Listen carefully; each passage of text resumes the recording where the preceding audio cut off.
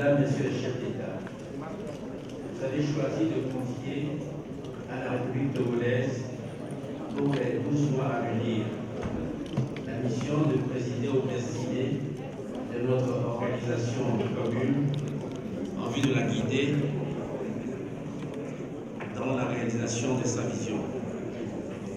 Je voudrais m'en réjouir et vous remercier très sincèrement pour ce choix et cette marque de considération et de confiance. Ce choix porté sur le Togo et sur ma modeste personne, je l'accepte humblement.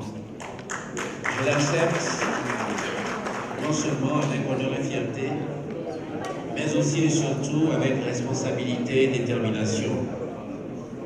Je saisis cette occasion pour vous exprimer, au nom du peuple togolais et du gouvernement togolais, toute ma gratitude et toute ma reconnaissance pour la confiance sans cesse renouvelée que vous n'avez cessé de nous témoigner.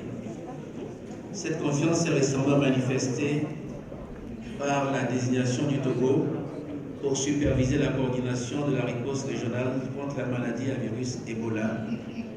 Elle se renouvelle encore aujourd'hui à travers mon élection à ce rôle très important de coordination et d'orientation qu'est celui de président en exercice de la CEDEAO. Je souhaite dans cette logique adresser mes vives et chaleureuses félicitations à mon illustre prédécesseur, Son Excellence Madame Ellen Johnson Sirleaf, qui a su incarner de façon remarquable au cours de son mandat la volonté de la CEDEAO de préserver la paix, d'accélérer le processus de développement et d'intégration dans notre espace et dans chacun des États membres.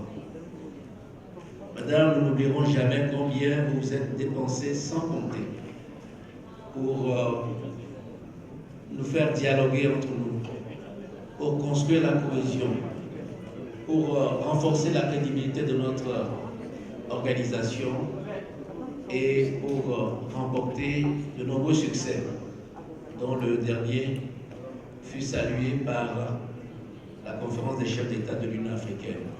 Merci pour tout ce que vous avez fait pour la CEDEAO.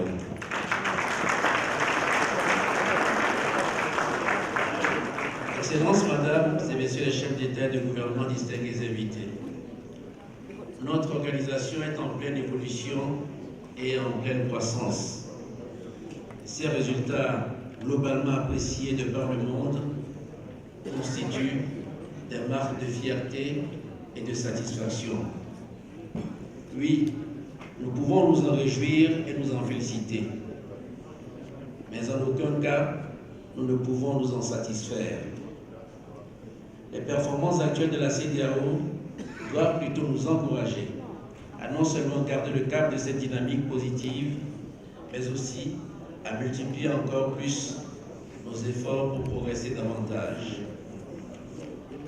Les défis que nous attendent sont multiples et variés et exigent que nous nous y consacrions pleinement en tirant le bénéfice de nos moyens et potentiels. Il nous faut maintenant opérer des sauts qualitatifs vers notre objectif unique, qui est de faire de notre organisation une CEDEAO des peuples. Il nous faudra sans plus tarder enlever les dernières barrières au brassage et à l'imbrication de nos populations, responsabiliser notre jeunesse en encourageant sa mobilité économique dans l'espace régional, mettre à contribution nos hommes d'affaires, mettre à profit notre potentiel démographique, miser sur l'agriculture et l'industrialisation. Tels sont autant de défis que nous devons relever ensemble pour l'épanouissement de nos populations. Je reste persuadé qu'ensemble, nous pousserons notre organisation communautaire à franchir encore une étape un peu plus intégrative dans la quête d'un bien-être partagé. Vive la CEDEAO et vive l'intégration régionale.